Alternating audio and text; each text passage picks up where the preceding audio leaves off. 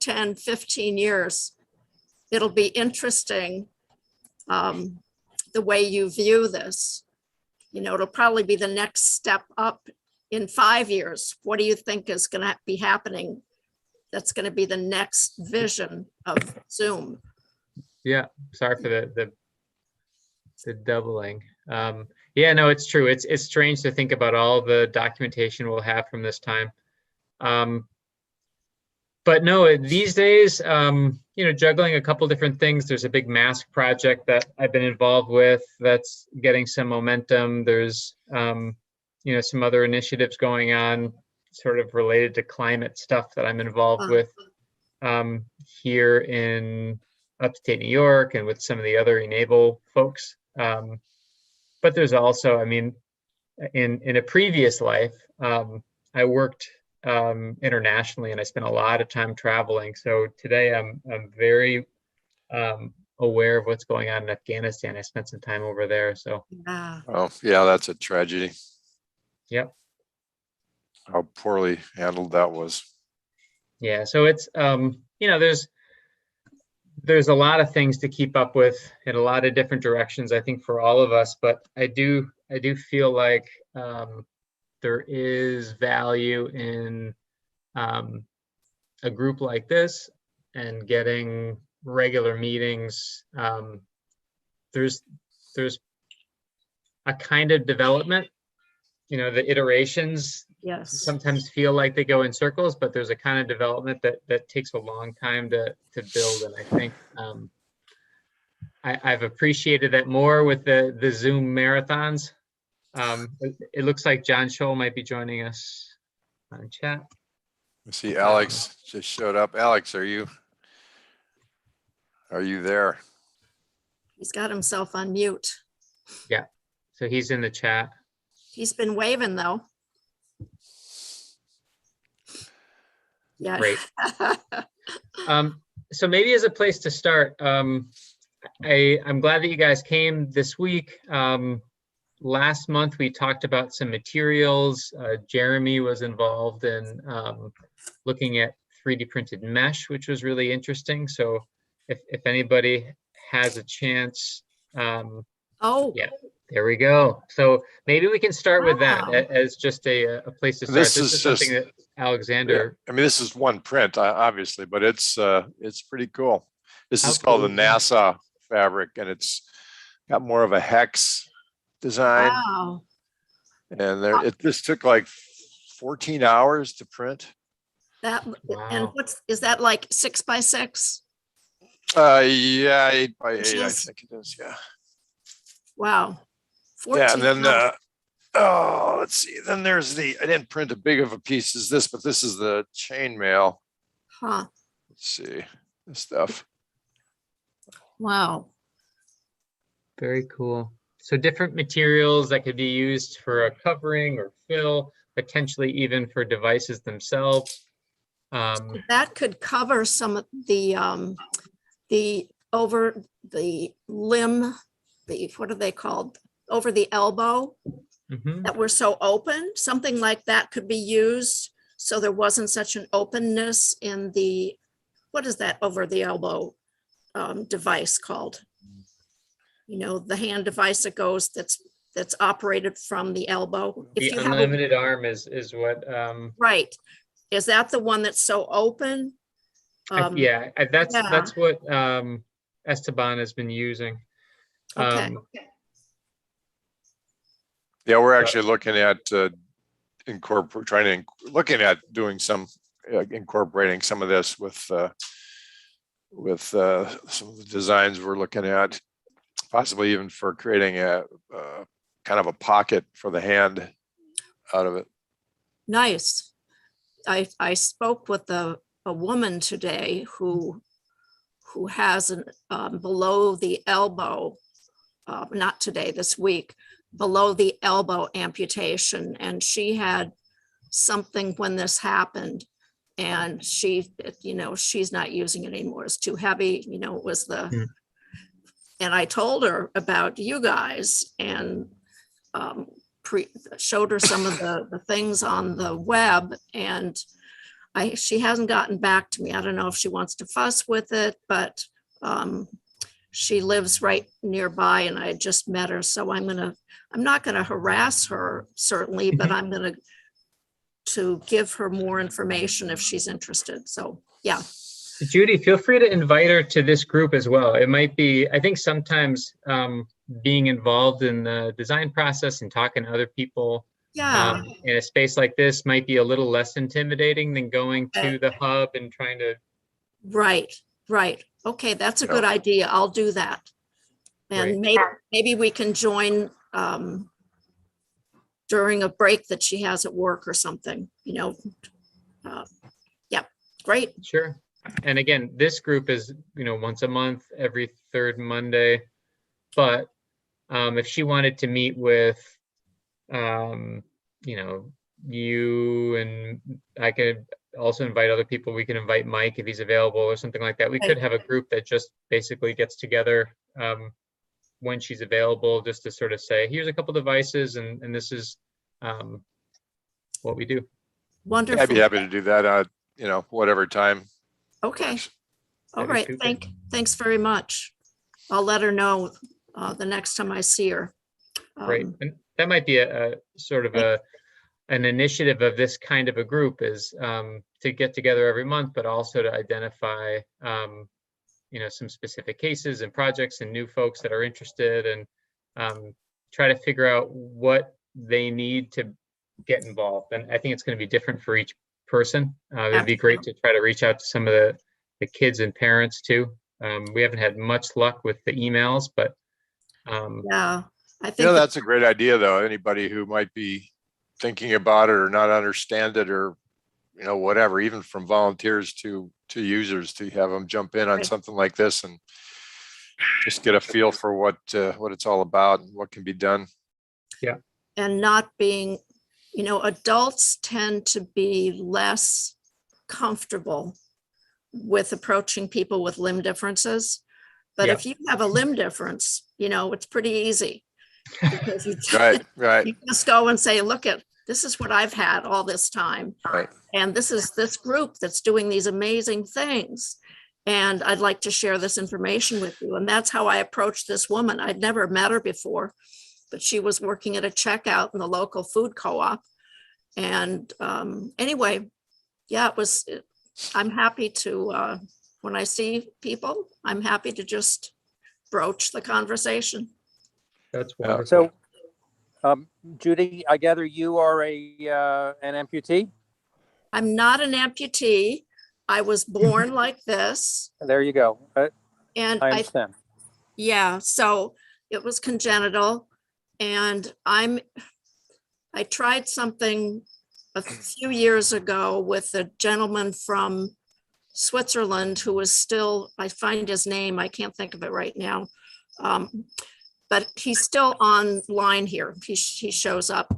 And it never really worked out. And then, I'm retired from teaching and I thought, well, let's try this again. And found that you guys had, you kept doing this reiteration, like you're saying, Ben, it seems like you're doing the same thing, but it's like the rock in the pond, things get moved outward and upward. And anyway, so right now I'm in the midst of refining a kinetic hand.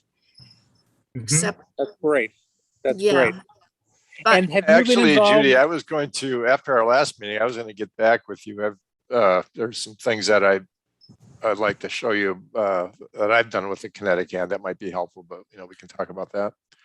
yeah, it seems like I've interrupted your discussion. So I want to, I'll tell you about that stuff in a minute, but why don't you finish with what you're doing, what you're talking about? You were talking about the printing of those meshes.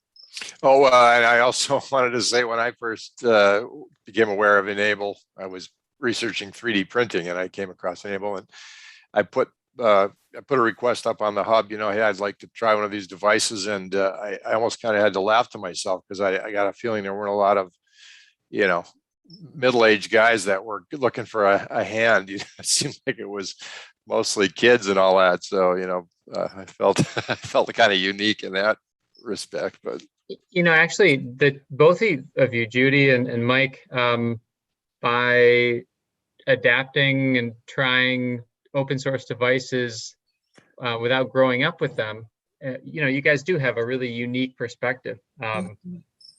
And Mike, you grew up with a limb difference, but without using a device, correct? correct.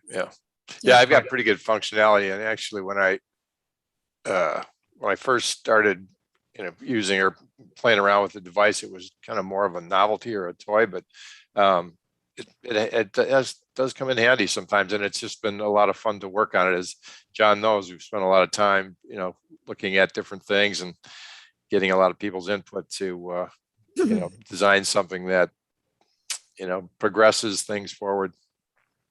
Yeah.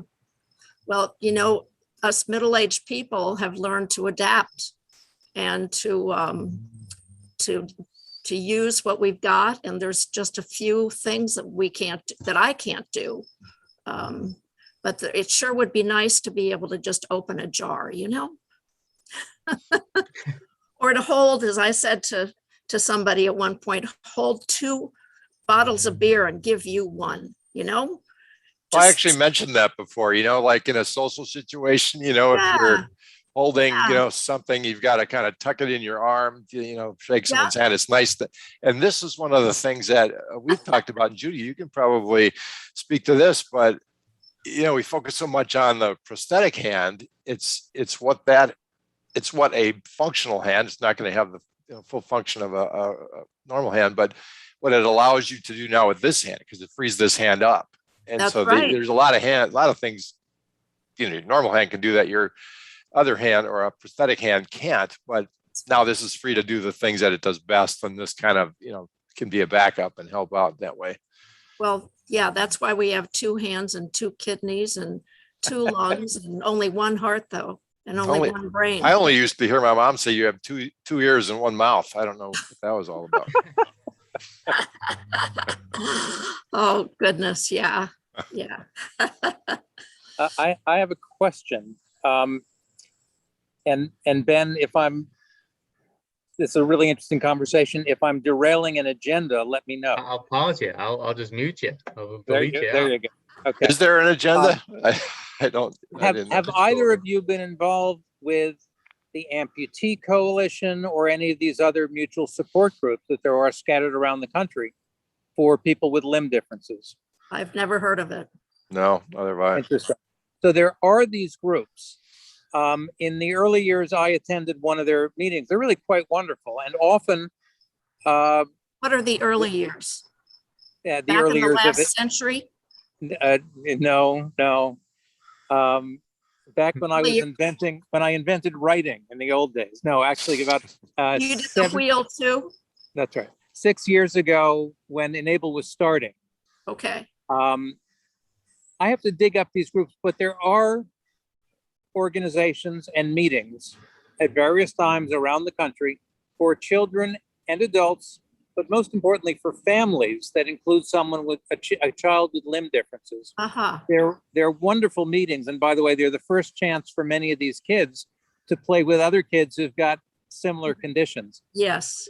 But the parents are trying to figure out how to wrap their heads around, the hand that has been dealt them, to coin a phrase. Yes. And of course, they're exploring what sorts of options are available.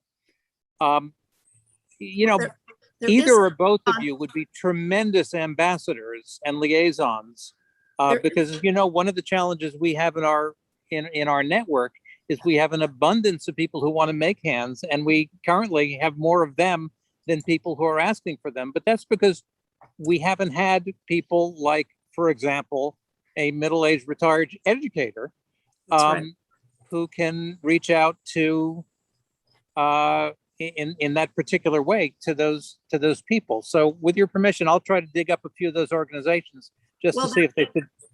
There is one on Facebook I've noticed that is very supportive of families who've had a new child that's been born with a limb difference. And I can't think of the name of it now, but I'm a friends to that group, but I don't. Right. See, they're more of a supportive group online, I think. And boy, they are really, I wish my mother had something like that when I was born back in 1948.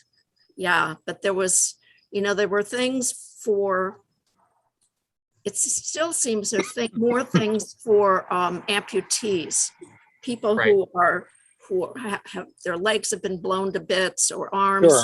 in war situations or accidental Right, situations. service stuff. But Yes. there are also there is also a network of for congenital Uh-huh. cases, Okay. and frankly, outreach is something none of us have really tried to do. Okay. But you make me realize that in part it's because we didn't have the unique the appropriate advantage and experience that you might. So no commitments, no promises, but I will try to expose you to some interesting groups. Wonderful. So That'd be it fun. sounds like John is proposing maybe a list that we can all contribute to of some of these groups, and Okay. exploring kind of the outreach opportunities. What's unique about this group versus some of the others that I've seen online is there's active design and iterations going on, led by developments that you guys are doing. So, Judy, you're working on your case, and Mike's working on, not just one device, but several. And that perspective, together with, the firsthand experience of using a device, I think is unique. So I think there really could be some wonderful opportunities to partner up with some of these groups, invite people into this group or join other groups. So maybe that shared list would A be new way really to helpful. network. Yeah. Yeah. Yeah. That sounds great. Good idea, John. Good. I All right, wanted, John, I'm leaving it to you to make the list. yeah, I wanted to share with you a decision that I made this week. Cool. The partial hand that the brother and sister team have been working with me so ardently on, I decided is just not working. We had tried, we were using a thumbless kinetic hand, and with the fact that I have a thumb with missing the distal end, we were trying to replace the missing distal end so that I could use my own hand. And using the what's the finger called, the nick finger. The nick finger is designed to be a nick finger. It's not meant to be a nick thumb. The thumb works in, the nick finger works in the X and the Y directions, pretty much. Yep. But the thumb works in X, Y, and Z. Interesting. More of a three-dimensional. I Right. mean, It's a rotary joint. yes, yes. And trying to use the nick finger as a thumb, I've drilled 3 holes. We were trying to make it attach to the outside of the open area of the kinetic hand without the thumb. And we had 1 hole with a screw in it, and that didn't seem right. So I went and got some more screws and drilled some more holes, 1 above it, 1 below it, thinking, okay, that's going to work. That didn't work. The other one didn't work. And I thought, this is such a mess. This is supposed to be a finger, not a thumb. So there's an idea for someone to design a thumb extension that might go on someone's hand so that you can actually have the clasping ability. Yep. So I felt so badly because these two brothers and this brother and sister have been working so hard to make this work for me. But then the interesting thing is that we had a meeting between two younger people, a young man who's 18, maybe he's 19 now. He's going off to college. He never had a prosthetic. And he has a hand that's sort of similar to mine, but he's an EMT and he wants to become a nurse. So he's going to school to become a nurse, but he's got his first prosthetic, an e-NABLE kinetic hand. And he decided that he wanted to be able to slip his whole hand into his thumb and the bit of a finger, index finger that he has. In this case, He has more of a palm than I have. I'm going to look it up. now, how are you involved with this case? Is this the same brother and sister team are working with him? Yes, Okay, and they very thought cool. it would be good for the three of us who are receiving Oh, yeah. the hands to talk to each other, and that Amazing. was pretty good. So he received this hand where his entire hand goes into the kinetic hand. So he has the operating thumb. He's got all 5 fingers, okay, the thumb and 4 fingers. And he was able to slip his whole hand in. Well, they made it fit. Why can't I think of her name right now? Not critical. Kelly, and Kelly's the fella, and his sister is on a bike ride in Michigan right now. Anyway, they're both engineers, and she works with biomedical engineering and is really a nitpicker about measurement.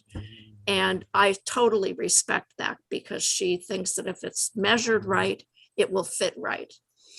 Anyway, the other child is 9 years old, or the other boy is 9 years old. And this is his first prosthetic. And his parents are just excited and delightful. And he's delightful. And he's getting a kinetic again, and he's going to fit his whole hand in. I had never thought of that. So once we had that meeting, I thought, I've always done things with my thumb. And so I tried to put with the kinetic hand I have, I tried to see if I could fit my thumb in and would it work? And, I thought that's just a whole new concept for me. So, yeah, so I'm making a little paradigm shift here. So Judy, there are several different insights in that story you told, and I want to make sure I got them. Okay. But would you raise your hand? I want to see your hand. And you have dexterity. You have a pinching grip. Oh yeah. But you don't have a grabbing grip. Well, so you no. can't hold the beer, but you can hold something skinny. Yes, I can play the piano too. Minimal chords. But I get it. Not kayaking. Kayaking, I can't. I was hoping that this hand would help me, make that to keep the kayak in the right position, and also, do what your hand does. So, and are you a kayaker? I mean, I have always turned down the invitations for kayaking because I can't. So, paddle. for something special, canoe. Pardon me? I can canoe, but I can't canoe on the left side. I can only canoe on the right side. So you don't want me in the back. For something special like kayaking, the solution is not an all-purpose hand, but an adapter that clamps onto the paddle that has a pivot and then also mounts onto your forearm. It doesn't make use of your thumb or finger, but an adapter like that is probably something you can get commercially, and is also something that we might be able to fashion for you. All right, I want to go back to your story, if I may. Okay. And as usual, Ben is going to mute me when he decides I'm going in the wrong direction. But first of all, you've had a meeting with Connie Marchek. Connie, yes, Connie and Connie? Kelly. And Okay, Kelly. And then All the right. young man who's in Illinois, I believe. 9-year-old with his first prosthetic. all I right. think- So there are 2 or yeah. 3 people, and you have confirmed that comparing notes with each other opened up some new possibilities. So Yeah, that's insight number 1. That in some ways, that's why we have this meeting. yes. But Uh-huh. but there may be some additional magic involved when it's not, Ben and me playing the role of moderator and founder, but Well, it doesn't have to be mutually exclusive, John. This is That's the person on the case for Judy. This is the brother Right. and sister team that are saying, hey, let's work not just as makers supporting your case, but as a team where Right. there's sort of this consulting. I think that's wonderful. And I'd love to It would you know, be, follow it. it would be nice to have the next step once they've had, well, Right. maybe even the young man who's the EMT going to college, maybe he would love to attend this meeting. Yeah. great. Okay. And but I will only do it through Connie at this point. I Well, don't that's- have his connectors, but I will mention that to her. Great. And even to have her join this meeting. Yeah. You bet. Is that And okay? I've been in some contact with Connie. She's been in the hub messages. We were messaging back and Yes. forth a little bit. She had some early questions. It was her first kinetic was with Judy. And it sounds like, how many iterations have you guys done? It's been significant She with the big made, finger and I think 5 different palms, basically palms with wristlets. She didn't do the fingers on all of them. She showed me a really small one just to see how it operated.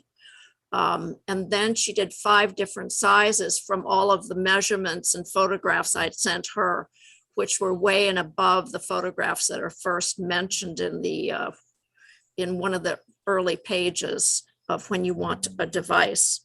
I actually ended up, I had friends taking pictures with rulers and trying to get the phone level. And I finally took my tripod and put some cording, that cording you can get at Home Depot, the wire with the sticky stuff on the outside, and made myself a level stand and put my camera on that. And then, it was pretty easy to get the lighting and everything. So, right. And you made a model too out of plaster, which, Yes. luckily you've got the background from, art teaching to have that, right, that knowledge. And that seemed like it probably was something useful for Connie. Connie and Kelly. Yeah. Okay, Yeah. so there's the social side of what you were just talking about, but then there's the technical side. Right. The new way of thinking about it, you're saying, is to imagine that your entire hand is encased and that you're Yes. not making use of your finger and thumb, Right. and then you would just deal with the mechanical functionality of the whole thing. Right. And I would use it, I see this more of a tool that I would use, like when you need to get a hammer, Sure. pounding a nail, you go get a That's right. hammer for it. When you need to open a jar, if you don't have the adaptive Sure. thing that I have, I would get this and put it on and then use it. When I need to hold a board, when I'm sawing something, if I'm not using, a particular saw, but want to use a skill saw or something. Yeah, understood. Then you use the right tool for the job. So that's the way I see it. When I want to Okay. hold a piece of paper, I'm not going to use that necessarily unless I've got a whole Right. sheet of paper. So, And so for that new approach of enclosing your hand, you have a path forward with the brother and sister team? yeah, well, I asked them very politely if they wouldn't mind. I mean, they've already got the finger printed. If they would mind printing another palm, I guess, with the thumb. And We have to wait till Connie gets back from her biking trip. Got it. Yeah. Okay, so this is all great. You're not stuck. You've got new ideas. Yeah. You've got a network that's working with you. Those are all wonderful things to hear. But let me see your hand one more time. Which way do you want to see it? There you go. There's Okay, so I do understand what, and now show me what you can do with your thumb. what I can do. Well, I no, can- what I mean is, does your thumb have the same range of motion as your other thumb? Yeah. I mean, everything is normal. If you look at the x-rays, this whole part is normal. This goes up to the knuckle here. So all of that is normal. It's just that the palm is Right. really, there's not much palm. So the pushing Oh, yeah. the pushing inside the cavity is helped by that clay that you got huge boxes of, I guess. Or Yeah. was that you, Ben? Yeah, there was a clay that you had suggested. There was a material that John had suggested. The Crayola clay sounded like it might be a little bit easier to find for makers. Yeah. John, Might you had look- suggested some kind of it's like an epoxy filler Uh, that people use. Look into monster clay. Monster clay. Yeah, because it will go from solid, quite firm solid to liquid depending on the temperature. But at room temperature, it's a wonderful material, and you'll get a kick out of it. It might be useful. Judy so- used clay in previous meetings that she shared. What was that called, Judy? That was the clay magic, or the Clay magic Crayola clay. Crayola. Yeah. It's very lightweight and it does dry hard, but it will crack. When you put pressure on it, I noticed the ones that I had inside tended to crack, but they held their form and they still made the emptiness disappear. The emptiness that, that you use because it's a generic design that you have for many different kinds of hand formations, but Sure. it's like having a shoe that fits, it feels so Yeah. much better than, your big brother's that is just too darn big for your foot. Absolutely. Yeah. So again, And you can't. with your really- hand, Uh-huh. the approach that did not work was one in which you all were trying to leave these two digits exposed, right? No. Just the thumb. Just the thumb. Just And- the thumb.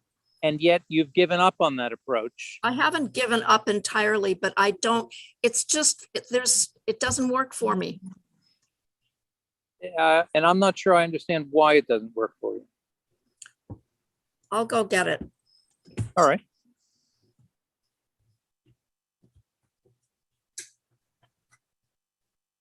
And while Judy gets her device and tries to clarify for John what isn't working about the current kinetic with the thumb and then the nick finger, those two are sort of like partnered together in what she's been trying. Right. And that does sound like a mistake. I don't see the virtue of the Right. nick in that You might story. want to watch some previous meetings. That might be the way to do it.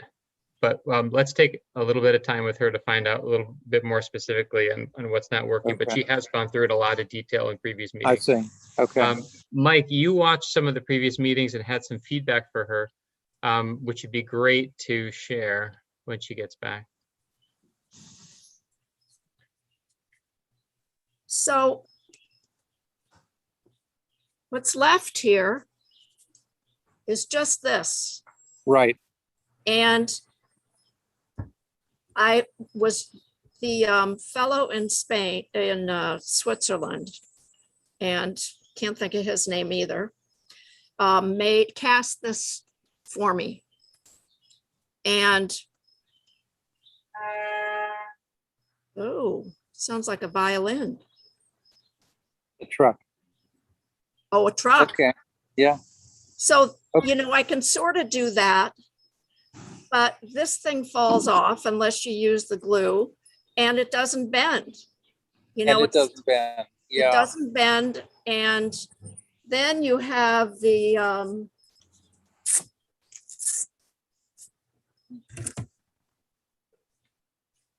here is this with my various iterations of screw holes that, you know, really was a good idea rather than having the strap that goes around your wrist.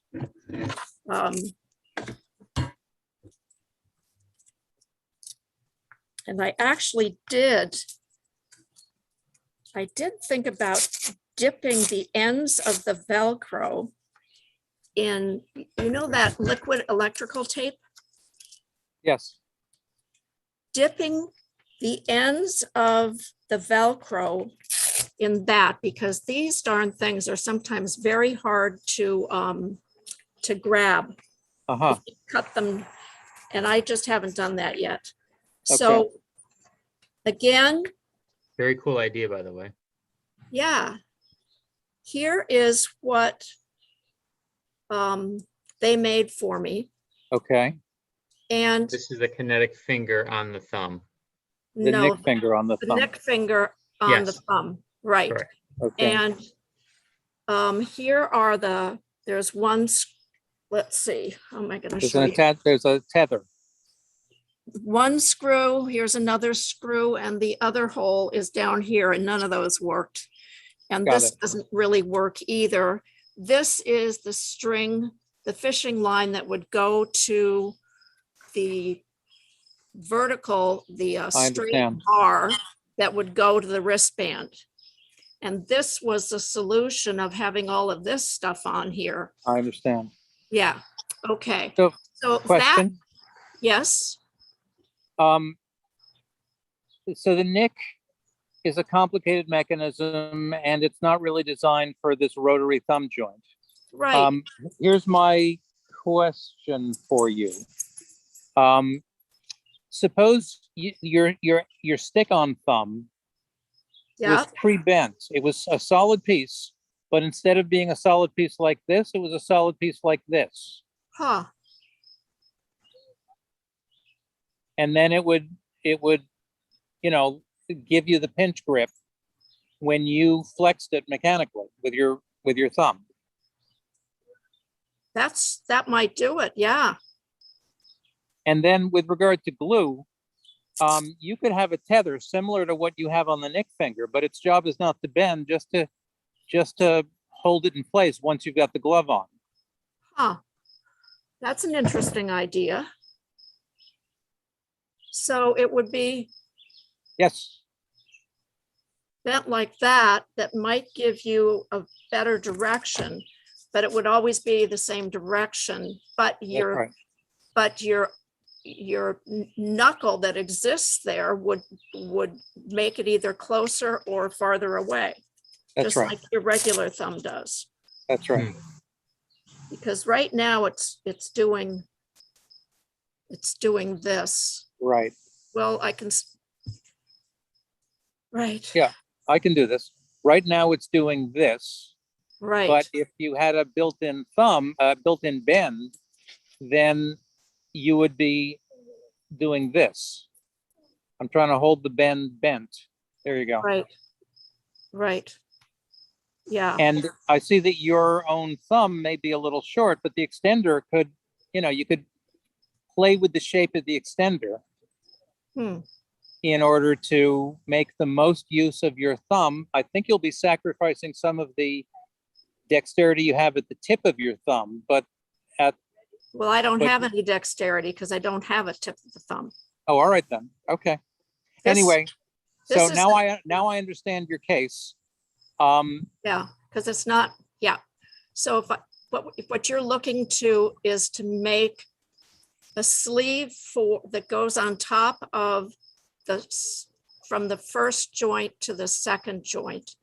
Yes. So that it holds on, it creates the distal, but has a bend where the second joint is. A permanent bend rather than That's the right. nick Something finger like that- that. Yeah, Yep. Now, how is the strength in your thumb, Judy? Is that something that with the bend, do you think you'd be able to Hold on to a bottle. hold on to a bottle? Yeah. Well, with this. Whoops. Right. You know, it's just, So you could use a little more length and a little more hook. yeah.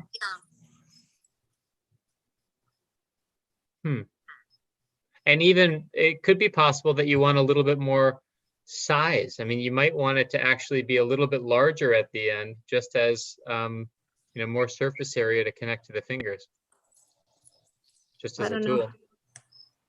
There, I can hold my phone. Yeah, but that's, I guess I can hold my phone without that.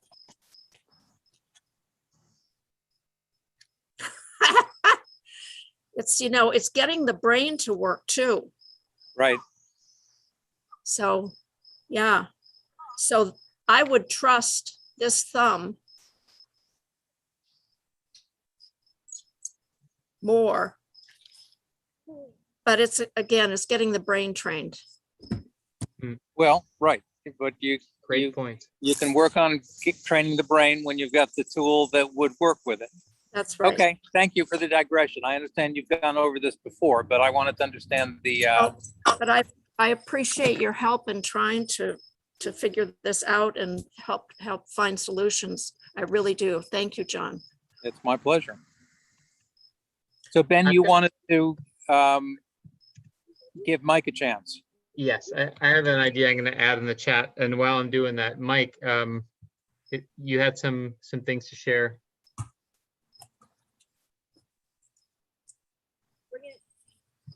Mike, are you with us? You're on mute. On mute. There we go. Yeah, Judy mentioned, I think, the fabric, and I printed some of this. This is the hex NASA fabric, they call it. Pretty neat stuff. And, Alex and I have been talking about how that we might incorporate some of this into a design. Right now, we're looking at possibly using some of this to make the pocket for the hand to fit in. We talked about this in our collaborative meeting, but so it would basically, well, I'll show you. We've got this frame, and we're talking about maybe cutting some of this to fit basically, and then basically tying it up like a boot. Where you'd have, if you got the holes in there, and then it would string through the pieces on here, and then you could basically tighten it down like a boot. We're looking at doing front and back and just see how that holds up. But the advantages of that, which could be pretty cool, is this is on the back side. It's pretty open. It's very porous or whatever. And if this were the piece that were to be against your hand, it would offer a ton of ventilation. I mean, it would be very cool. I got to figure out a way to get some grip on here, but yeah, so that's one of the things we're working at. Just the fact that it's flexible. Even for a gauntlet, if you were to figure out a way to get the structure in there right, that it would have the mechanics it needs to have. But it's kind of it's cool looking. Kind of a neat stuff. So yeah, so looking at different fabrics, I like that. We've looked at the chainmail, but yeah, we're just kind of throwing around some ideas. Now I've got Alex is waiting for me to cut this and string this up, and I'm looking at this. It's like, all right, I might have to get the Dremel tool out and start cutting this stuff up. I'm not quite sure how I'm going to string it all together, but that's what we're trying. Could I ask you a question, since you're doing the printing, right? Mm-hmm. I would be curious as to how it looks in the different stages when it's printing. Would you mind just taking, to show the different layers as it's being printed? I had only seen one printer work before that Connie and Kelly showed me when we met. Oh yeah. And to see that looks very interesting, because it must be waffled inside, right? Yeah, it's when I first saw this, it was hard to imagine how something like this could be printed in one one print session, but it's, Could you yeah, I take, mean, it looks pretty much like this, really. I mean, it's pretty much this as it builds up, prints face down on this. And, oh. And Mike, did you get a sample of the stuff that Jeremy did the first go round? was that the other chainmail, or was that Yeah, that's right, the chainmail. or what's that stuff called? Yeah, the something time. Yeah. Whatever. Yeah. Yeah, I did. Um, I did print a little piece of that. It's a little. I don't know. It it might be something to try as well. But, I think it's very interesting stuff. Judy, yeah. If you, Alexander can share his screen. He said, if you want to see the slicer, can show you how it works. Yeah, Alexander, maybe there's a place online where I can just see how that looks. It's just very curious. That last thing that you showed, Mike, it almost looked like one of those 3D puzzles that you see wood carvers make. You wonder how they ever made it that way. Right. Judy, if you give Ben your address, Okay. I will mail you a sample of the stuff that Jeremy sent me. Oh, It's a okay. very interesting artsy craftsy material that you might have Yeah. fun. Okay. yeah, if you, Judy, if you shoot me an email, I'll just put it right here in the chat. Is that okay? that's fine. That won't be in the recording. So John, just write this down. Ben, if you would capture it, I'd appreciate it. Sure, I can do that. Alexander, if you'd like to share your screen, you can show Judy. Yep. I'm the downloading the slicer. NASA chainmail right now. Okay, great. And actually, Judy, if you email me your mailing address, Okay. I'll pass that to John, and he can mail to you a bit of that material. Okay. I'll make sure to send this recorded video to Esteban. I know he has a small piece of that material too, but I don't think he's seen the new material that Mike was sharing today. So I think that yeah. he'd be Okay, interested and to your that. email address is on the in the hub. My Okay. email Ben address? at e-NABLE.org. Yeah, Oh. I'll put my email address here, but Okay. I can find you. I know your email address, but Yeah. I'll put mine in here. It's just Ben at e-NABLE.com. Excuse me. e-NABLE, and there's a silly dash in there. I'll put it in the chat. Okay. Don't get me And started it's on not a the dash, it's a hyphen. hyphen. It's a hyphen. It's awful. Okay, here comes Alexander.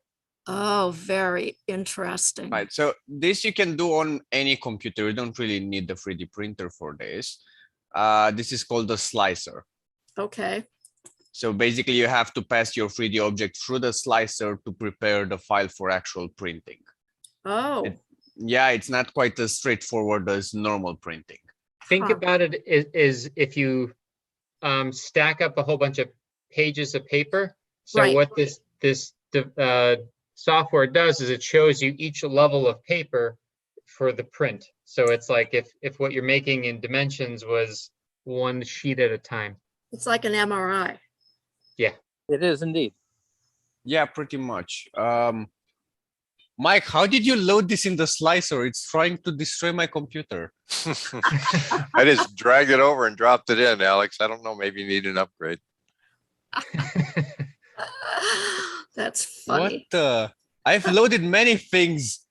None have actually done this before. I'll try to reload it maybe. Oh no, it's stuck. It's probably because we're all That's new. looking at it.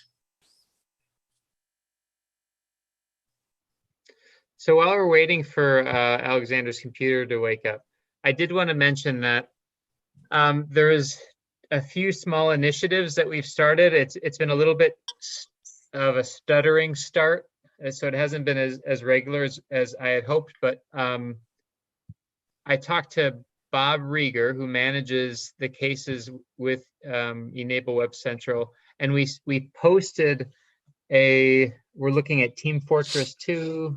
Okay. Yep, no, that's just Steam. It's fine. Okay. So I've posted some challenging cases from e-NABLE Web Central and gotten some feedback from people that might be involved or might be able to be involved in helping out in those cases. Every time I share one of those posts, I really encourage you guys to comment on them, because your direct experiences, I think, are really helpful when it comes to these challenging cases of recognizing things like, well, the device that you're using they're going to need some of this filler material, or the customization is really important, that kind of stuff. Challenging cases are going to be posted. Also, we talked about sharing successful cases. Actually, I might even share, and I might wait a week or two, but I might share, Judy, your case, if you don't mind. I'd really love to focus on positive collaborations between folks with limb difference that are actively leading the design with sort of partner fabricators, and showing people how it works. Because I think there's a little bit of a misnomer. You guys have probably noticed that people will say, I don't have any cases, or somebody will get a device and then just sort of step back and think this doesn't fit. So I am going to try to find model cases to share. So stay tuned for that. Would that be all right, Judy, if after a couple weeks, depending on how you're feeling with the devices that you're working with, we share some of the process that you've gone through? That's fine. That's fine. Great. And let's be sure that Connie and Kelly agree. Yeah, well. exactly. And I think we'll have to wait a little bit of time, because you guys are still coming up with really great new ideas. So. Right. Right. I also want to mention, in regards to that, and in regards to the way e-NABLE works, or the Web Central works, when we started working on the nicked finger for the thumb, she asked me to make a request again. So you guys, whatever you're doing with all of that, she wanted that to be in there. So I don't know how we're going to do this next stage, but I would imagine it would be another request, and my request would include the two people who would be the makers or the fabricators. So, but then it would be at least in however the database is that you keep your documentation in. Is that the right way to go about it?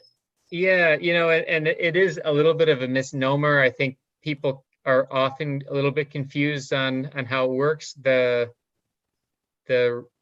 device user is the person who closes the case at the end, but it is sort of the fabricator role that can create some of the cases and sort of lead that. Okay. But keep an eye on that part of the process, and anything that you think this is awkward, or I don't understand how this is working, definitely take some notes and let me know, because we're trying to improve it all the time. And here, now I can see it. Wow. This is the slicer. Oh, wow.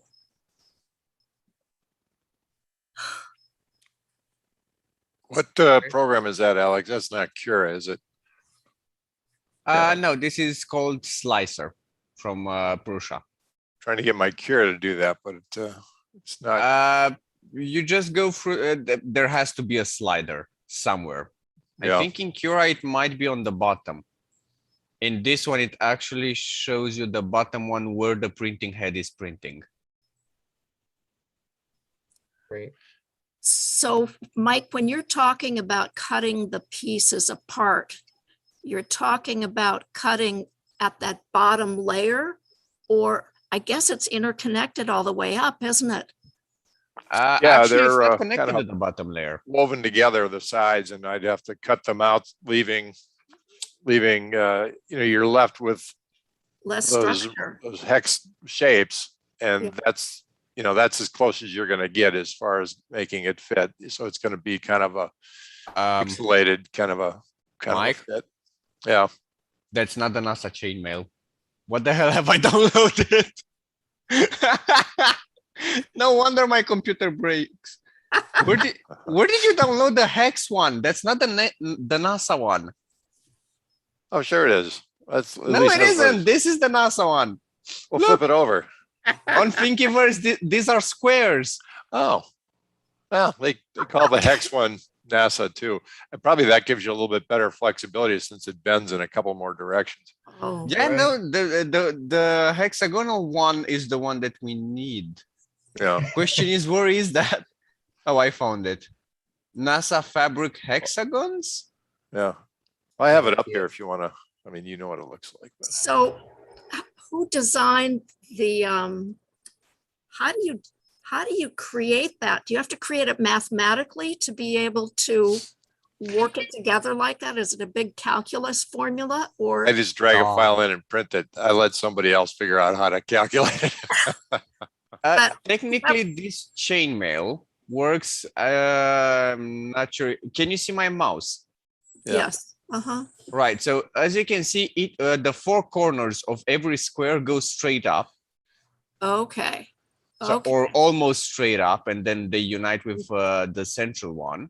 Okay, And then the way they link together is that basically they hug each other with certain pillars. So you have a pillar coming from this side going over the next one and back on itself, and you do that symmetrically. So if you watch this pillar in particular, it goes up and hugs the pillar from his neighbor. It doesn't really touch it. Yeah, doesn't really touch it, because if it touches, it's going to be a solid connection. Right, and the heat of the filament does not make the connection because it's by the time it connects. Yeah, no, there- that's actually a fairly big. Oh, The really big pieces are space. completely independent. They okay. don't actually touch each other. And that's how it operates. It moves like that, like a rolling floor of some sort, like your shoulders do. Yeah, this is how it's built. Mhm. It's literally like normal chains, Yeah, except Very that because it's 3D printed, you make the chains on the directly connected. You don't need to connect them afterwards. so is it the coding of the COD coding of this program that actually can design the form for the printing? This is just an imported file, just like any other file. I know, but someplace, somewhere. This was, Somebody I have no idea what software they used to create Okay, this. okay. Do you want to create your own chainmail? Judy, it's probably based on some organic shapes in nature. There are some really interesting ways that things in nature form together. It looks Right. very organic if you zoom in. But it's a really interesting new material. It's something that Esteban is exploring.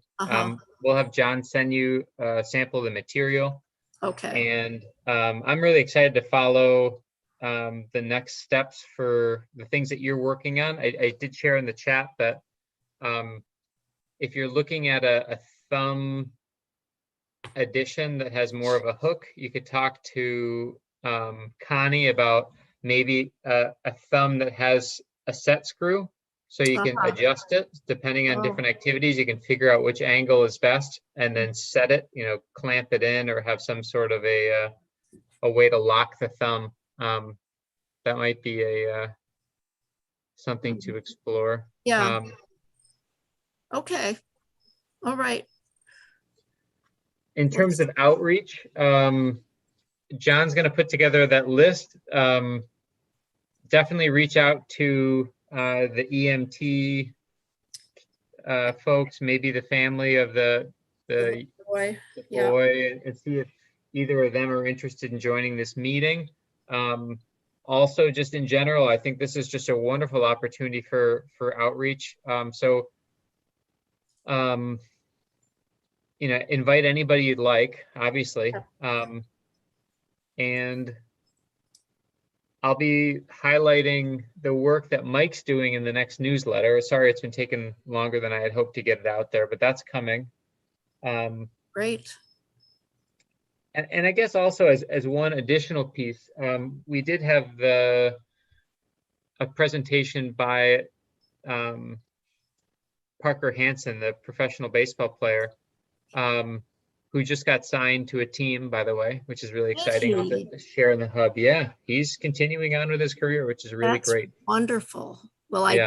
I did see that you put the video up there, and I missed the meeting, but I saw the video. He's quite remarkable guy. Yeah, he really is.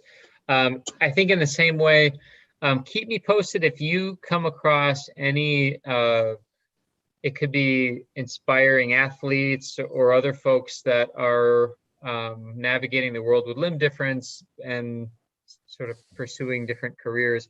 I'd love to reach out and have that as being kind of a regular thing. People giving kind of guest presentations about their experiences. So anybody that you guys think would be good for that, just send me an email and let me know, and I'd be happy to follow up. Okay. This is interesting. I'm just having fun at this point. Yeah. Looks like a bunch of eyes in it. Oh, a little Dark, printhead wasn't is it? going at it there. That's Yeah, that's cool. Wow. Wow. It basically grows like a forest from the 3D printer's view. Wow. Or your garden. Ben, what were you, as far as what I'm working on, what were you thinking? For what?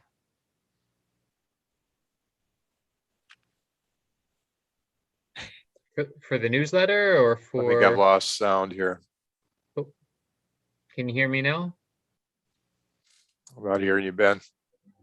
Can other people hear me? I can hear you, Ben. Yep, you're Okay. fine. I think, Mike, maybe your audio is having some trouble. Let me say, others Your can cable plugged in? hear me, Mike. Your cable. I've lost sound. Okay. Well, we are coming up on the end of the hour. We've passed it by a few minutes. Any last messages? Don't know what happened. Oh, can you There hear you us are. now? Yeah. I'm not good at reading lips, so. Well, we can hear you. And hear you. You have Turn it your on. volume up, maybe. Did you mute me, Ben? Nope. Huh. Weird. Well, your sound is working. Do you have you have them on your ears? Turn your volume up. Now you're muted. Oh no. No? Sorry. That was me. Oh no, Alexander. I wasn't aware that I could do that. I thought you were the only admin. Oh, The second one was me. Sorry. Okay, can you hear us now, Mike? No, I'm sorry, but I've got technical difficulties here. Can you hear us? we can hear you. Yeah, I haven't touched anything since I've been on Well, the it call was here. Alexander. He was saying that he muted you. So shake your fist at him. I don't think Mike can hear us now. He still can't. Oh, Oh, there we go. Oh, well, that happened. Okay. Are you back? I'm back. Okay, great. What did I miss? We were just going over the new materials, and I mentioned that you and I are collaborating together on a story for the newsletter. In terms of outreach, John's going to get that list of resources together, but for all of us to keep in mind, anybody we want to invite to this group, the more the merrier. Also, it might be worth thinking about joining some of these other groups to do some kind of a presentation. If you guys are interested, I mean, again, being sort of the leaders in a design group, I think is a different role than some of the other groups that I've seen, which are more about family support or receiving something. I think you guys are really driving in the driver's seat of design iterations and new materials and kind of emerging designs. Yeah, back to that, we mentioned that group in Australia that Alex and I had got on a call with. They're doing this presentation on a Phoenix hand that they're modifying, with removing some of the fingers and the ability to select which ones.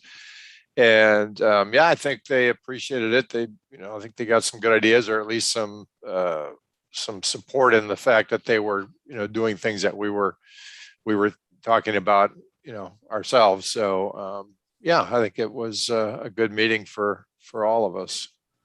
That's awesome. I have seen actually a significant amount of posts in the hub about similar things. People looking at trying to design devices where you can remove different fingers. I've seen a few cases where similar to Judy's anatomy, it wouldn't work to have a traditional device unless you put your whole residual hand inside. Mhm. Somebody, I think I saw some that had the It was a thumb child, yeah, with pinky, that, right. yeah. Yeah, Yeah, there's a woman here in Austin that I want to connect with. I just don't want to connect with her because I know I'm not going to have enough time. But and she's kind of got. It looks like it kind of cut across here. She was in a bike accident, so she's missing part of her these two fingers. And Yeah.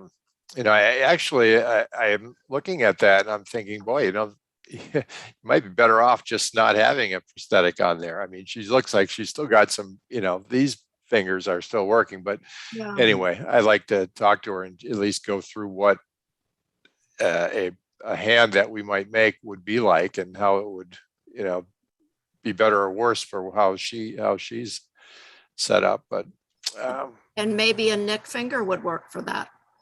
yeah, Could be. possibly. I thought of that too. In fact, I thought I'd just print one and take it to her and show her and see if it worked. But there's only so many hours in a day. There was a woman that I spoke to at a doctor's office. In fact, it was a doctor who, a hand doctor, and he was giving me a shot for some arthritis.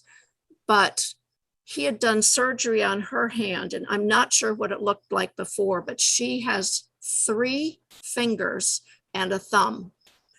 And her hand is beautiful.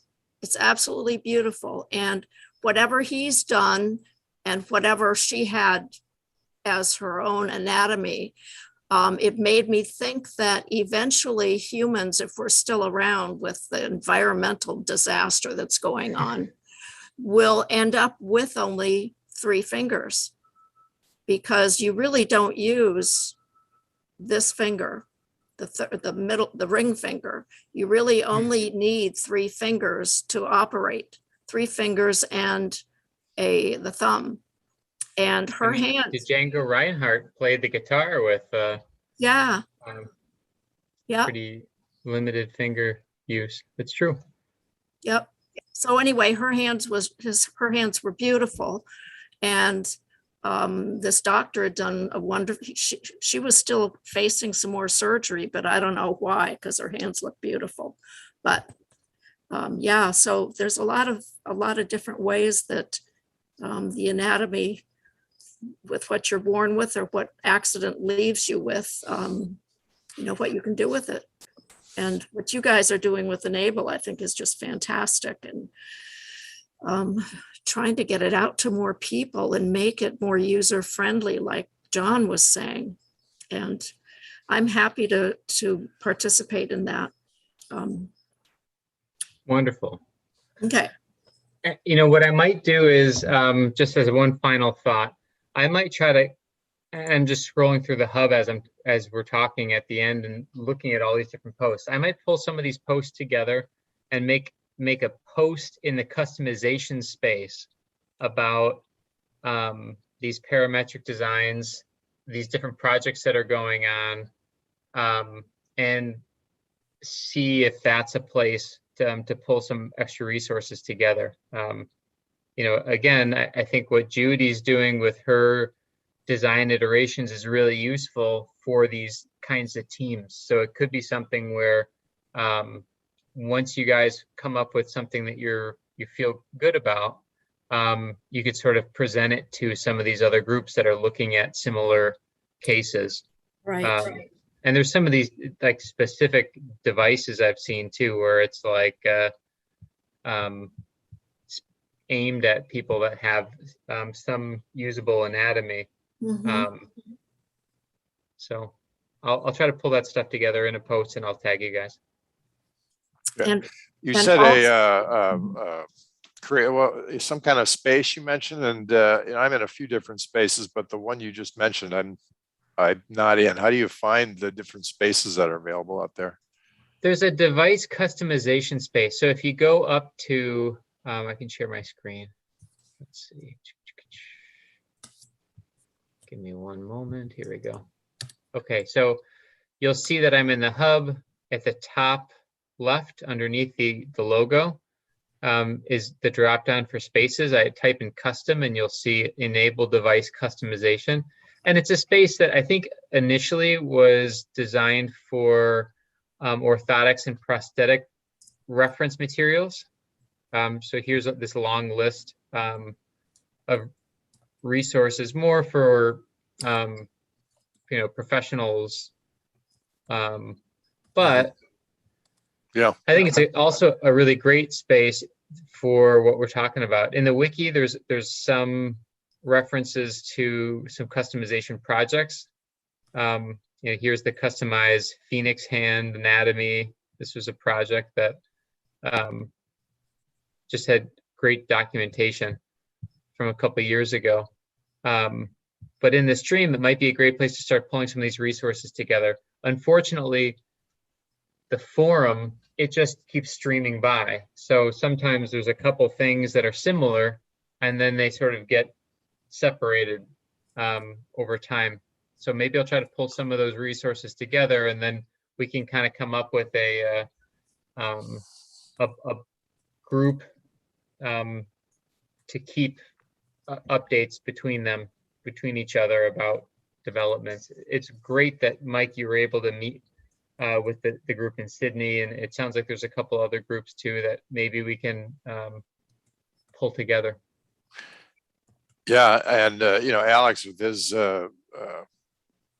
programming and CAD and all the technical knowledge. I mean, I think it was pretty interesting because they made this presentation and they were obviously kind of nervous and they were trying to go through their points, and Alex started asking a few questions and it really got them into the zone where they could really start talking about their projects, and there were some great questions asked. It was a pretty cool process, and I think it was real helpful to them, and I have to say that I thought it was pretty cool that here we've got a guy from Bucharest and a guy from Austin, Texas, and some folks in Sydney on this call, working on this project.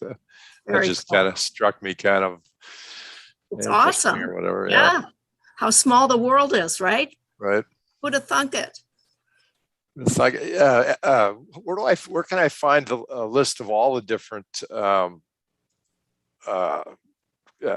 groups or whatever you call them there? So just to see if again, there's any you others. go up to the logo right underneath. There's this drop down arrow, and let me delete my search. This is everything. You can just scroll through it. Okay, because I get the search and I get the ones that I'm a part of, but I don't see a drop down of all of them.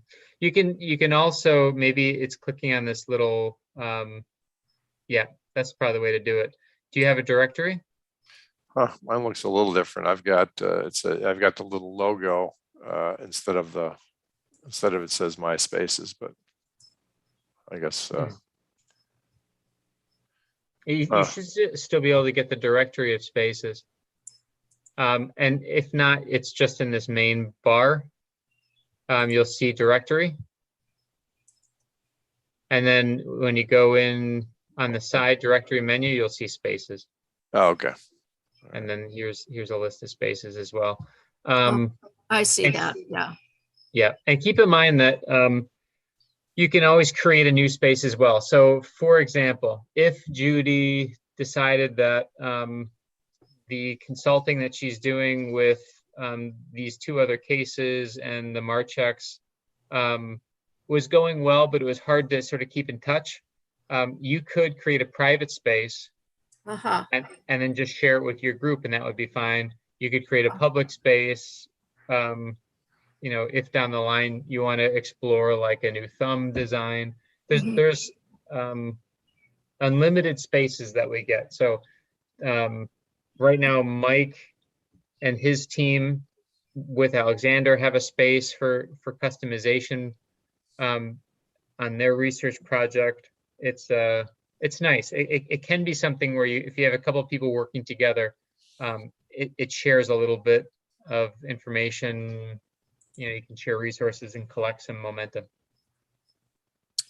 That's great. Good. Okay, this has been a great meeting. Great. All right, guys, I'll let you go and we'll see you guys in September, the third Monday. Still works? All right, all right. Sounds good. And I'll get that email off to you with my mailing address. Thank you. Amazing. Let us Ben. know what you think of the mesh. Oh, yeah, it looks awesome. Well, can't wait. to Interesting put my hands stuff. on it. Yeah, okay. Thanks, Mike, for all that you're working on. It's just great. So we'll see everybody later. The leaves Sounds will all good. be turning. Happening. Not in Austin, but okay. Oh, It's happening here. Maybe a little Yes. bit. They The turn brown. sumacs are already doing their dance. oh yeah, Makes me Oh, nervous. yeah. The apples are out. It's Oh, it's- happening. it is. It's gorgeous. All right, see you later. Enjoy the rest Yeah. of the All right. summer. See Bye-bye. y'all. Bye.